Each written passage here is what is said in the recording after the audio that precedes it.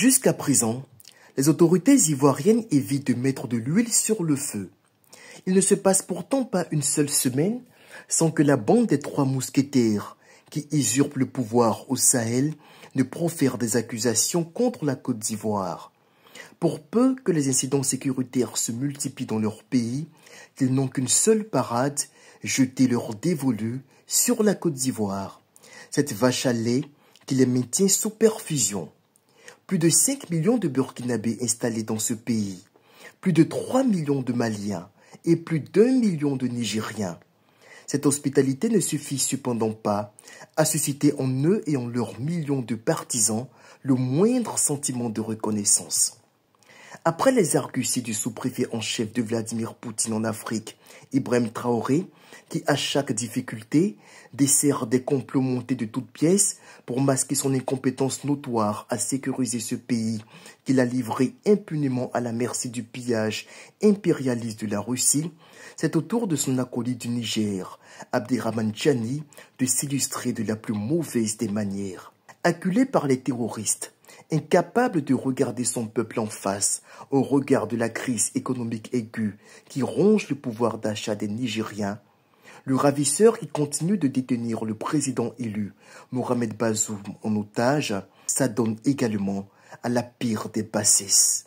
La boucle n'est pas bouclée pour les Français. En Côte d'Ivoire, en août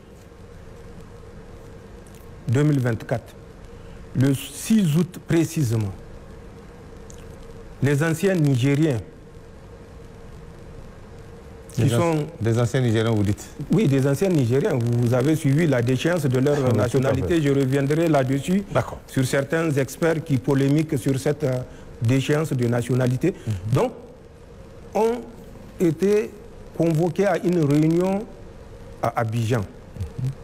8 représentants des déserteurs nigériens, des fuyards nigériens, étaient arrivés à Abidjan le 6 août.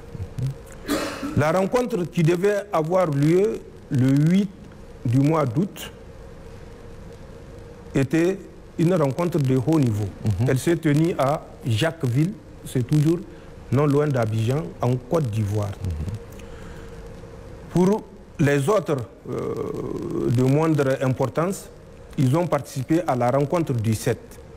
Mais la rencontre du 8, un ex-général avait participé pour représenter le Niger, bien sûr, en présence de la France et d'une autre puissance. Et au cours de cette rencontre, il a été décidé de former, avant la fin de l'année 2024, des troupes qui vont être utilisées pour déstabiliser les pays de la Confédération. Encore des accusations sans preuve que soutiennent au nom de leur détestation pour Alassane Ouattara des Ivoiriens, partisans de l'opposition, qui préfèrent se ranger dans le camp de l'ennemi. Le patriotisme devient une denrée rare en Côte d'Ivoire. Ne pas aimer le président en place, c'est un droit.